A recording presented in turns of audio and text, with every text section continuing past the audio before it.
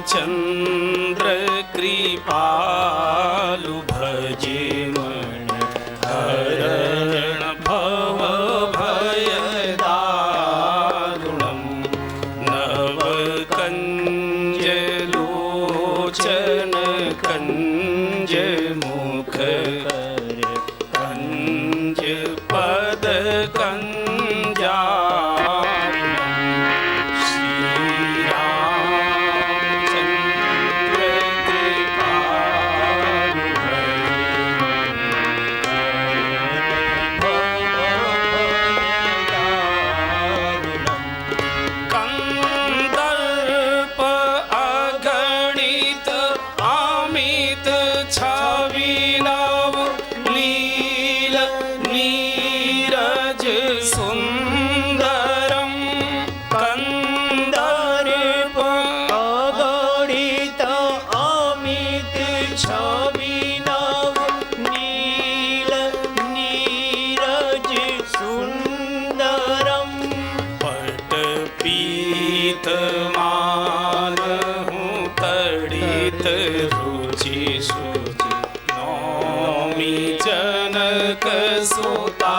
सुतावरम श्री रामचंद्र कृपालु भजे मन हरण भव भय दारुणम भजु दीन बंधु दिनेश दानव दैत्य वंश निकंदनम भजु दीन बंधु दिनेश दानव दैत्य वंश निकंदनम रघुनंद आनंद कंद कौशल चंद्र दशरथ नंदनम रामचंद्र कृपालु भजे मन हरण भव भय दारुणम सिर मुकुट कुंडल तिलक चारु उदार अंग विभूषणम सिर मुकुट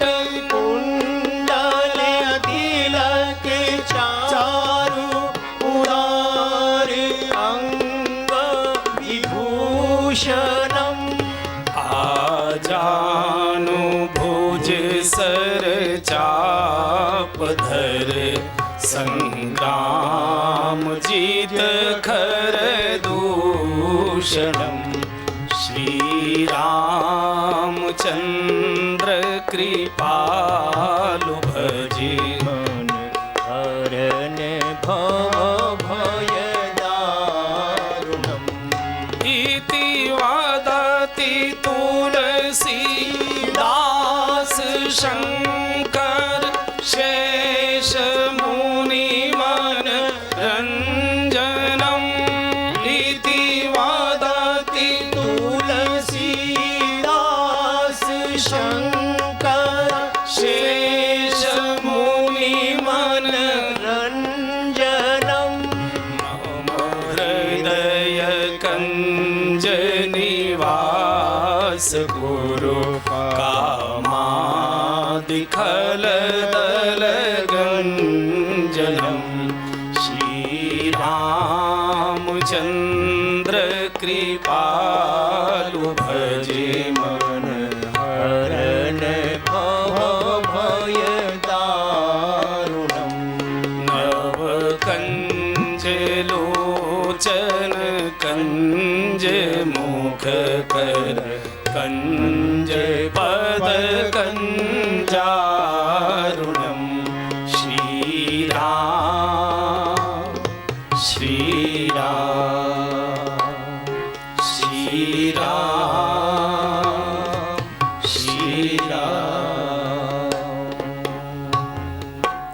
बोलिए श्री रामचंद्र भगवान की जय। श्री हनुमंत लाल की जय। श्री गुरुदेव भगवान की जय। श्री गोस्वामी जी महाराज की जय। श्री गुरु चरण सरोज रजे, निज मन मुकुर सुधार। बरनौ रघुवर विमल यश, जो दायक फल चार। बुद्धिहीन तनु जानिके, सुमिरौ पवन कुमार। बल बुद्धि विद्या देहु मोहि, हरहु कलेश विकार।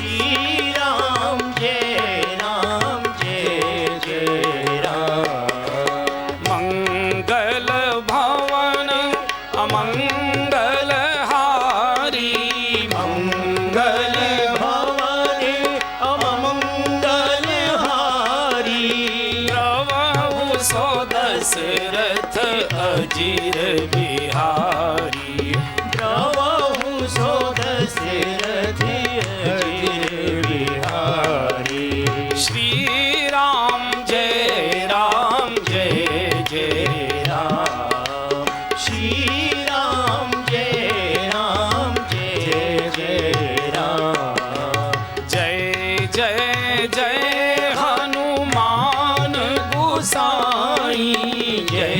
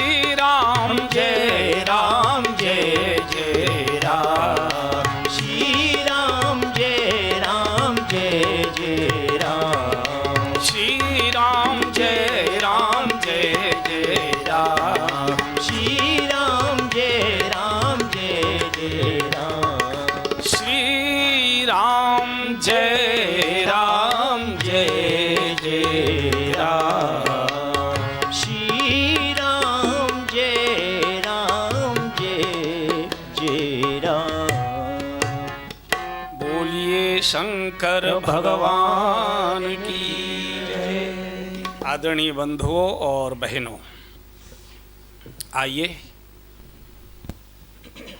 भगवान की इस मीठी कथा को भाव से गाएं, सुने और अब यात्रा को विराम स्थल तक ले चलें। पिछले कई दिनों से हम लोगों ने भक्ति की यात्रा प्रारंभ की है। जीवन में भक्ति कैसे मिले, चूँकि शबरी जी भक्ति की प्रतीक है। भक्ति का जो मूल आधार है वो है भगवत चर्चा। इसलिए भक्त आप देखते होंगे कि दिन भर भगवान की चर्चा करते हैं, भगवान की बातें करते हैं, भगवान का ही नाम जपते हैं, भगवान की ही सेवा करते हैं, भगवान का ही भोग लगाते हैं। सारी क्रिया उनकी भगवान के साथ रहती है। दिन भर उन्हीं की बातें, उन्हीं के ग्रंथ पढ़ना, उन्हीं का नाम जपना, उन्हीं का पाठ करना, उन्हीं की पूजा करना, उन्हीं की आरती गाना, उन्हीं के साथ बैठना, उन्हीं को भोजन कराना, उन्हीं को जगाना, उन्हीं को सुलाना। तो भक्ति का जो मूल आधार है वो है भगवान की चर्चा में डूब जाना। और उसका एक परिणाम होता है, जिसकी हम चर्चा करते हैं अपने हृदय को हम उसके लिए खाली कर देते हैं कि वो कभी आएगा अपने हृदय में बैठाएंगे। और सत्य ये है कि जो हमारे हृदय में बैठा होता है वही हमारे होठों पर आता है। ये नियम है, सिद्धांत है। जैसे कई लोग कहते हैं कि वो होठों का तो कड़वा है लेकिन हृदय का मीठा है, ऐसा बोलते हैं ना कि भाई वो होठों का कड़वा है, लेकिन नहीं, वो गलत बात है। होठ पर वही आएगा जो हृदय में होगा। हृदय में अगर मिठास है तो होठ कड़वे हो नहीं सकते। तो ये दोनों का एक समीकरण है, आगे भी बोलूँगा मैं, कि जो होठ बोलते हैं हमारा हृदय वही हो जाता है, और जो हृदय में होता है हमारे होठ वही बोला करते हैं। भक्त सत्य बोलते हैं शांति काल में, और हम संसारी सत्य बोलते हैं जब हमको क्रोध आता है। आदमी जब गुस्से में बोलता है तो बिल्कुल सच सच बोलता है। आपकी जैसे लड़ाई हो जाए भाई से, भतीजों से, अड़ोस से, पड़ोस से, तो आपको क्रोध में हैं आप, तो आप फिर पुरानी पुरानी बातें बोलते हैं। वो तूने मेरे साथ ये किया, उस दिन ये हुआ। क्यों? क्योंकि क्रोध में आपकी बुद्धि को होश नहीं है, इसलिए वो सीधी सीधी निकल रही है, सच सच निकल रही है। आदमी सामान्यतः चतुराई करता है, झूठ बोलता है, मन में तो गाली दे रहा है लेकिन ऊपर से मुस्कुराता है, आइए आइए बैठिए, कैसे रास्ता भूल गए, कैसे याद आ गई, और भीतर आपके अंदर भट्टी भभक रही है उसके प्रति। तो भक्त हर समय वही चर्चा करता है, और उसका परिणाम ये होता है कि भक्त का हृदय भगवान के लिए खाली हो जाता है। और जिसका हृदय जितना खाली हो जाएगा उतना ही परमात्मा उसमें प्रवेश कर जाएगा। जैसे सूरज तो आकाश में पूरा निकलता है, लेकिन हमारी जितनी खिड़की खुली है, पर्दा जितना हटा है, दरवाज़ा जितना खुला है, उतना ही सूरज हमारे घर में प्रवेश कर पाएगा। भले ही आकाश में पूरा सूरज है, लेकिन हमारे घर में उतना ही घुसेगा जितना हम उसे घुसने देंगे। खिड़की लगा लेंगे, पर्दे लगा लेंगे, नहीं तो वो संध में से जाएगा तो एक धारी सी रहती। तो भक्त का पूरा हृदय, तो भक्ति की पहली आधारशिला है बंधुओं, भगवान की हर समय चर्चा करते रहना। किसी भी प्रकार से, जैसे भी हो, चर्चा बातें भगवान की, उसी की किताबें पढ़ना, उसी के गीत गाना, उसी की बातें करना, उसी की याद करना। और दूसरा भक्ति का जो आधार है वो है आंसू। सूखी भूमि में कभी बीज नहीं उगा करते। अगर सूखी भी भूमि में बीज डालेंगे तो या तो वो सूख जाएगा, जल जाएगा, या तो कोई कबूतर कौवा उसे चुग जाएगा।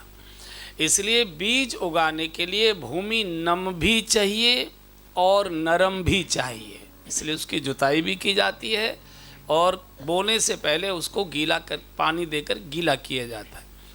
तो भक्ति की दूसरी आधारशिला है आंखें नम चाहिए द्रवित जाते बेग द्रवों में भाई, सो मम भगति भगत सुखदाई। द्रवित करने वाले आंसू, हमारी आंखों के आंसू सूख चुके हैं। भगवान में तो रोना बहुत कठिन बात है, हम मौत तक में भी नहीं रोते हैं ना। लोग क्या कहेंगे? कई लोग तो होशियार होते तो काला चश्मा लगा लेते हैं कि ताकि वो लाल आंखें, डबडबाती आंखें दिखाई न दें। हम रोते कहाँ हैं? ऐसे ऐसे कर लेंगे, ऐसे ऐसे कर लेंगे। तो जो सरलता होती है वो रोने को खोल देती। इसलिए जितने भक्त हुए हैं हम सबने भगवान से रो रो कर बात की। मीरा रात भर रोती थी, सूर रात भर रोते थे, निज दिन बरसत नैन हमारे। तो जो कुछ भी पूजा पाठ करता है वो रोते रोते करता है। और किस लिए करता है पूजा? मैं भगवान तेरे अनुकूल कैसे हो जाऊं, इसकी मेरे ऊपर कृपा कर दे। हम भी पूजा करते हैं, मैं भी करता हूँ, आप सब भी पूजा करते हैं, लेकिन हमारे सबके पूजा करने में और भक्तों की पूजा करने में एक मूल अंतर है।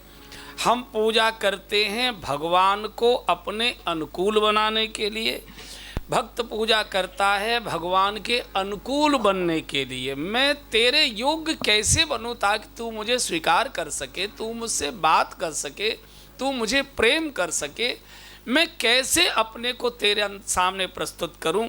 और यही शबरी ने बोला है, केही विधि स्तुति करऊं तुम्हारी, केही विधि स्तुति करऊं तुम्हारी। अधम जाति में जड़मति भारी, अधम जाति में जड़मति भारी। अधम ते अधम अधम अति नारी, अधम ते अधम अधम अति नारी। तीन मह में मति मंद आधारी, तीन मह में मति मंद आधारी। केही विधि स्तुति करऊं तुम्हारी, केही विधि स्तुति करऊं तुम्हारी। मैं कैसे तेरे योग्य बनूं? भक्त की दूसरी अवस्था होती है असहाय अवस्था, गिरी हुई अवस्था। मैं तेरे योग्य नहीं हूं, इसलिए तो तू बात नहीं करता है। श्री भरत जी रोते तो यही कहते हैं कि मैं तो कपटी था, कपटी कुटिल मोय प्रभु चीना, ताते नाथ संग नहीं लीना। मैं कपटी था, कुटिल था, इसलिए तो मुझे छोड़कर चले गए। लक्ष्मण तो दिव्य था, इसलिए उसको साथ लेकर चले गए। भक्त अपने दोष देखता है, मोई समान को पाप निवासु। तो भक्त पूजा करता है मैं भगवान के अनुकूल कैसे बनूं। हम पूजा करते हैं भगवान मेरे अनुकूल कैसे बने। भक्त पूजा करता है अपने को बदलने के लिए और हम पूजा करते हैं भगवान को बदलने के लिए। जैसे हम पूजा पाठ करते हैं, हे भगवान, कोई प्रार्थना करता है क्या, हे भगवान मेरी चोरी की आदत छूट जाए, मेरी झूठ बोलने की आदत छूट जाए, मेरी मिलावट की आदत छूट जाए, मेरी रिश्वत की आदत छूट जाए। हम ये भगवान से कभी ये प्रार्थना करते हैं? हम प्रार्थना क्या करते हैं, हे भगवान बेईमानी तो चलती रहे पर पकड़ी न जाए, मैं पाप तो करता रहूं लेकिन इसका फल मुझे न भोगना पड़े। इसके लिए चाहे दक्षिणा दिलवा दे, चाहे फूल बंगला बिहारी जी का बनवा दे, चाहे भंडारा करवा दे, चाहे सड़े कंबल बंटवा दे, चाहे बूढ़ी गाय दान करवा दे, कुछ भी करवा दे वही हम कर देंगे। लेकिन जो मैं कर रहा हूँ ये पाप मुझे न भोगना पड़े, इसको कटवा दे। तो हमारा जो सारा सिस्टम है पूजा पाठ का, और इसलिए जो आनंद नहीं आ रहा उसका सबसे बड़ा कारण हम भगवान को बदलने के लिए चलें। और कई तो एकदम उल्हाना तक देते हैं, अरे कब सुनेगा, हमने तो सुना तेरे यहाँ दिन देर है अंधेर नहीं है। अब तो अंधेर की भी सीमा पार हो गई और क्या जान लेगा क्या, इतना तो पूजा पाठ करते हैं, ऐसा है वैसा है ये। और कई तो पूरी सूची थमा देते हैं भगवान को, ये कर ये कर ये कर ये कर ये कर ये कर। भक्त क्या कहता है? भक्त कहता है भगवान मैं संसार में हूँ, परिवार में रहता हूँ, इसलिए परिवार के लोगों का असर मेरे ऊपर है। मैं कुछ न कुछ मांग सकता हूँ, चूँकि आदमी आदत से मजबूर है। तो मेरी मत सुनना, मैं तो उल जलूल बोलूँगा कि ये दे दे ये दे दे ये दे दे, पर तू मेरी बात नहीं सुनना, नहीं तो भक्ति नहीं रहेगी, वो तो व्यवसाय हो जाएगा। मैंने पूजा की और तूने दे दिया, मैं व्यवसाय नहीं कर रहा हूँ। और भक्त तो अहोभाव धन्यवाद देता है कि प्रभु मुझे कुछ नहीं चाहिए, तूने पहले से इतना दे दिया है। मुझे तूने दाता बहुत कुछ दिया है, मुझे तूने दाता बहुत कुछ दिया है, तेरा शुक्रिया है, तेरा शुक्रिया है, तेरा शुक्रिया है, तेरा शुक्रिया है। मुझे तूने दाता बहुत कुछ दिया है, मुझे तूने दाता बहुत कुछ दिया है, तेरा शुक्रिया है, तेरा शुक्रिया है, तेरा शुक्रिया है। और क्या क्या दिया है? ये औलाद दी है, ये जायदाद दी है, ये औलाद दी है, ये जायदाद दी है, मुसीबत में हर वक्त इमदाद दी है, मुसीबत में हर वक्त इमदाद दी है। तेरा ही दिया मैंने खाया पिया है, तेरा ही दिया मैंने खाया पिया है, तेरा शुक्रिया है, तेरा शुक्रिया है, तेरा शुक्रिया है, तेरा शुक्रिया है। मुझे तूने दाता बहुत कुछ दिया है, मुझे तूने दाता बहुत कुछ दिया है, तेरा शुक्रिया है, तेरा शुक्रिया है, तेरा शुक्रिया है, तेरा शुक्रिया है। जो पूरी न करता जो मुराद मेरी, जो पूरी न करता तू मुराद मेरी, तो क्या थी जमाने में औकात मेरी, तो क्या थी जमाने में औकात मेरी। तेरा ही दिया मैंने खाया पिया है, तेरा ही दिया मैंने खाया और पिया है, तुम्ही ने तो जीने के काबिल किया है, तुम्ही ने तो जीने के काबिल किया है, तेरा शुक्रिया है, तेरा शुक्रिया है, तेरा शुक्रिया है। बहुत गर्मी हो जाएगी। तेरा शुक्रिया है। मुझे तूने दाता बहुत कुछ दिया है, मुझे तूने दाता बहुत कुछ दिया है, तेरा शुक्रिया है, तेरा शुक्रिया है, तेरा शुक्रिया है, तेरा शुक्रिया है। मेरा ही नहीं तू सभी का है दाता, मेरा ही नहीं तू सभी का है दाता, मेरा ही नहीं तू सभी का है दाता, मेरा ही नहीं तू सभी का है दाता, सभी को सभी कुछ है देता दिलाता, सभी को सभी कुछ तू है देता दिलाता, दिया कुछ नहीं बस लिया ही लिया है, दिया कुछ नहीं बस लिया ही लिया है, तेरा शुक्रिया है, तेरा शुक्रिया है, तेरा शुक्रिया है, तेरा शुक्रिया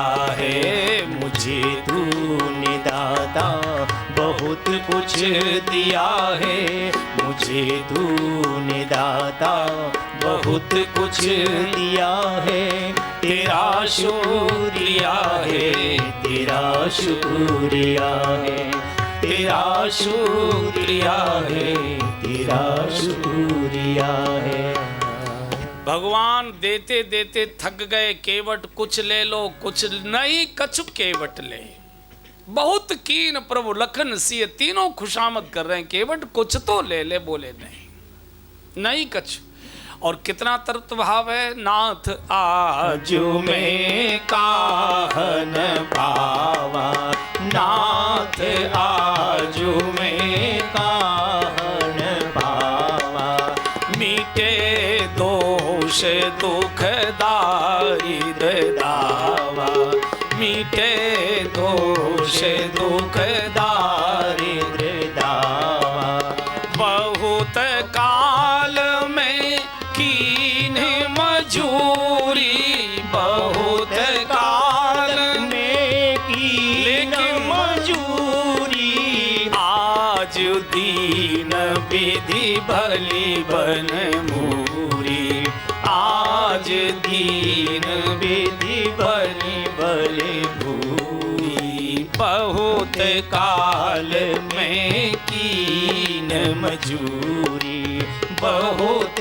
काल में कीन मजूरी। भगवान जिंदगी भर मजदूरी से करते आ रहा हूं, आज पहली बार पगार भरपेट मिली है, आज क्या नहीं मिल गया, नाथ आज मैं काह न पावा। तो भक्ति की आधारशिला है भगवान की चर्चा करते रहना और द्रवित नेत्रों से भरे हुए कंठ से, रुंधे हुए कंठ से, कपकपाते होठों से, आंखें भरी आंसू भरी आंखों से भगवान की स्तुति गाते रहना और अपनी असहायता प्रकट करते रहना। प्रभु मैं तो किसी योग्य नहीं, पढ़ा नहीं, लिखा नहीं, पूजा नहीं, पाठ नहीं, दुनिया भर के दुर्गुण मेरे अंदर हैं, मैं तुम्हारे कैसे योग्य बनूं, प्रभु इतनी कृपा कर दीजिए। जब जीव भगवान के योग्य होने लगता है तो भगवान के पास बैठने का मन करता है। अभी हमारा सब जगह बैठने का मन करता है, लेकिन पूजा घर से भागने का मन करता है। पहले तो बैठने का, घुसने का ही मन नहीं करता।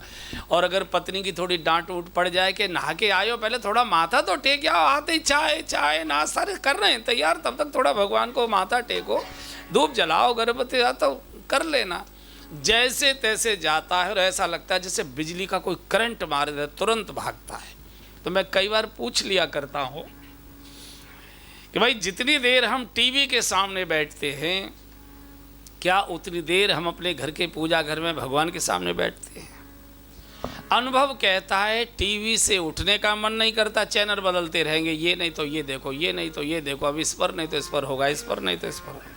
और पूजा घर में घुसने का मन नहीं करता है।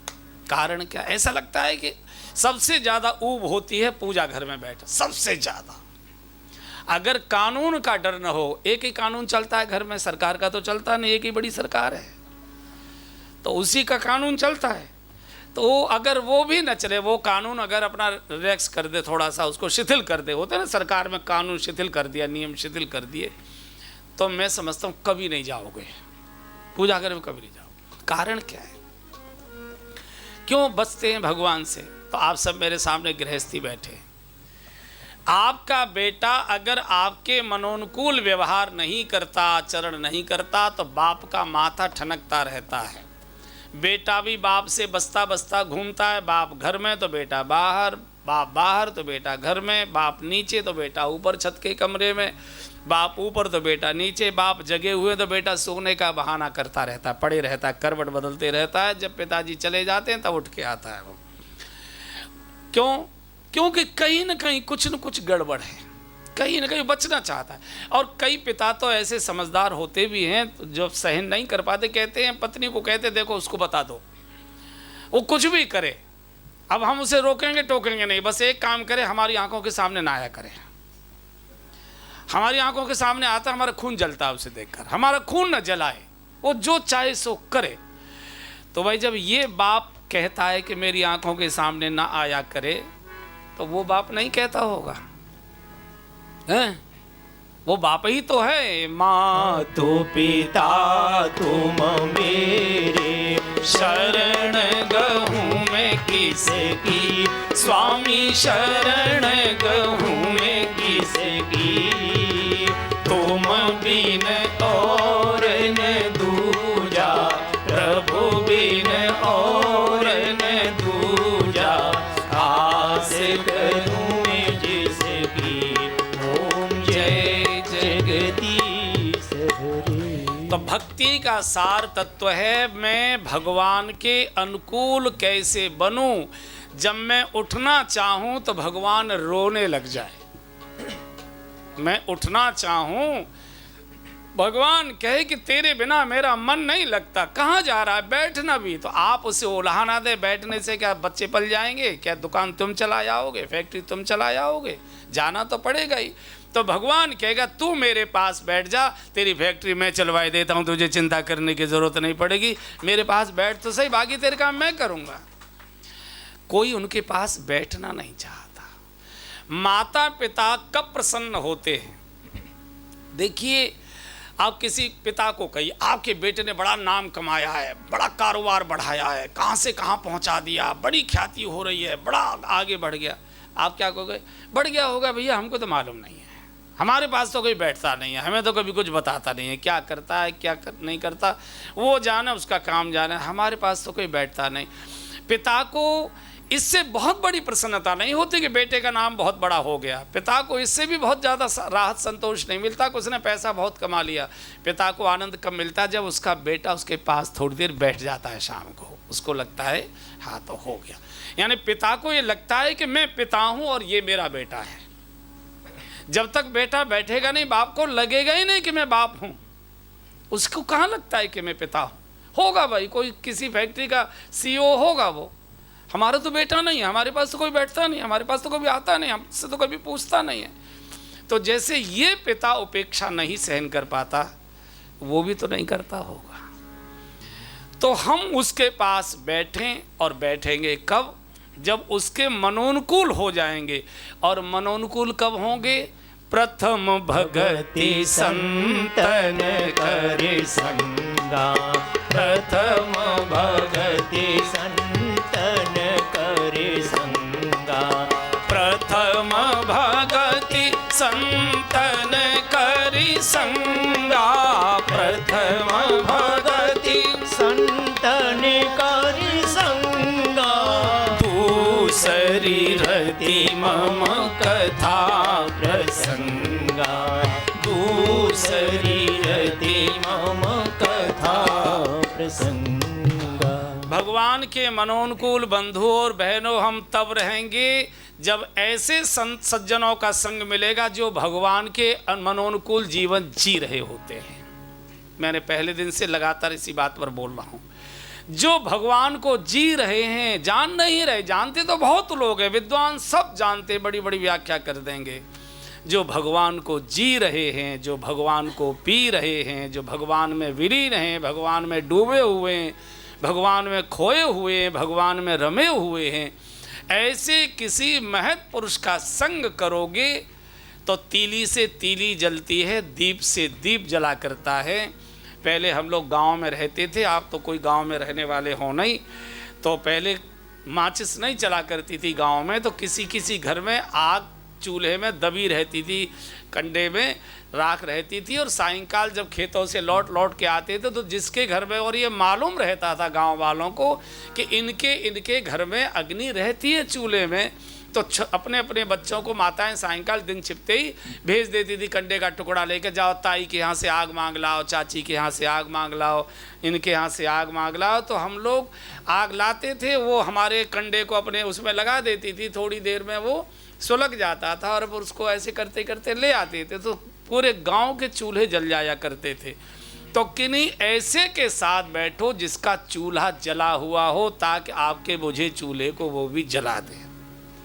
किसी ऐसे के पास बैठो जो भगवान को जी रहा हो, भगवान को पी रहा हो, भगवान, और उसका संकेत है जिसके पास बैठते ही मन शांत हो जाए, बैठते ही मन पवित्र हो जाए, मन करे कभी उठने की नौबत आ जाए, ये कह न दें कि अच्छा तो अब जाओ, इतना मन आनंद से, प्रसन्नता से और पवित्रता से भर जाए। जिनकी याद सताए, जिनकी याद आए तो आंखें डबडबाएं, जिनके पास बैठकर भजन की सुगंध आने लगे, हमको भी भजन का रोग लगे, धर्म की बीमारी लगे, पूजा पाठ की छुआछूत जैसी बीमारी लग जाए, हम भी करें, हम भी भजन करें, हम भी भगवान के मनोनुकूल हों। जहाँ ये संक्रामक रोग लग जाए, ऐसे महत्पुरुष का बहानों से समय निकाल कर खोज कर जैसे हो वैसे हो अनेक प्रकार से उनसे संसर्ग, ताकि हमारी बुझी हुई अग्नि कहीं बुझ न जाए, कहीं बुझ न जाए। और उसका तरीका ये है कि तब तक ऐसे इस प्रकार के सत्संगों में जाते रहिए, तो वो थोड़ी चेतना बनी रहती है। जब गैस नहीं चली थी तो अंगीठी पर भोजन बनता था घरों में, और अंगीठी में कोयले डालकर उसको सुलगाने के लिए चौराहे पे रख देते थे। फिर अंगीठी सुलग जाती थी, आंगन में आके अम्मा अपना काम करने लगती थी, सब्जी बना, ये बना, वो बना। तो चलते चलते अंगीठी के कोयलों में सफ़ेद राख जम जाती थी। तो माताओं के पास एक इतना सा सरिया का टुकड़ा रहता था, तो लोहे का, वो ऐसे नीचे से चिमटे से उसे खड़खड़ खड़खड़ कर देती थी, तो वो राख नीचे गिर जाती थी। फिर अंगीठी चेतना युक्त हो जाया करती थी। फिर काम शुरू हो जाता था। फिर थोड़ी सी ढीली हुई तो फिर उसने खड़खड़ खड़खड़ कर दी। ऐसे ही बंधुओं मनुष्य का स्वभाव है। कितनी भी सुंदर कथाएं प्रवचन सुने, कितनी भी अच्छे लोगों के साथ रहे, वहाँ तो थोड़ी ही देर का संपर्क होता है। मिले होगे तो 10 मिनट, 5 मिनट, 2 मिनट, 3 मिनट। कथा में भी सुनोगे तो कितनी देर सुनोगे, कहाँ सुनने को मिलती हैं। और थोड़ी बहुत सुनिए, और सुनता भी कहाँ है आदमी। जब सुनता है तो ध्यान कहीं और चला जाता है, ऐसा वैसा, सुनता भी कहाँ है व्यक्ति। तो लेकिन ये करते रहिए ताकि चेतना बनी रहे। और कुछ भी करने सुनने के बाद भी फिर समाज में जाते हैं, घर है, परिवार है, बाल है, बच्चे हैं, हारी है, बीमारी है, शादी है, विवाह, बहुत सारी बातें होती हैं जो हमारी चेतना की अंगीठी को थोड़ा सा डिम कर देती हैं, उस पर राख जमा देती हैं। तो फिर याद आ जाए तो यही सरिया का टुकड़ा है। कभी कौशल जी के पास आकर बैठ गए, तो कभी बापू के पास आकर बैठ गए, तो कभी ओझा जी के पास आकर बैठ गए, कभी ठाकुर जी के पास आकर बैठ गए, कभी किसी के पास आकर बैठ गए, ताकि हमारी अंगीठी को नीचे से वो खड़खड़ा दें, राग झड़ जाए और चेतना प्रकट हो जाए। इसलिए इसको हमेशा बनाए रखिए। किसी भी प्रकार से अंगीठी को ठंडी मत होने दीजिए, आग को बुझने मत दीजिए। कितनी भी राख आ जाएगी, अगर उसे ठीक से ढक के रखोगे, देखो भाई, अग्नि खुली रहेगी तो बुझ जाती है, अग्नि ढकी रहती है तो अग्नि बनी रहती है। तो ये चेतना को उघाड़िए भी मत, इसको ढक के रखिए, नहीं तो आपके जो चारों ओर का परिकर है, आपके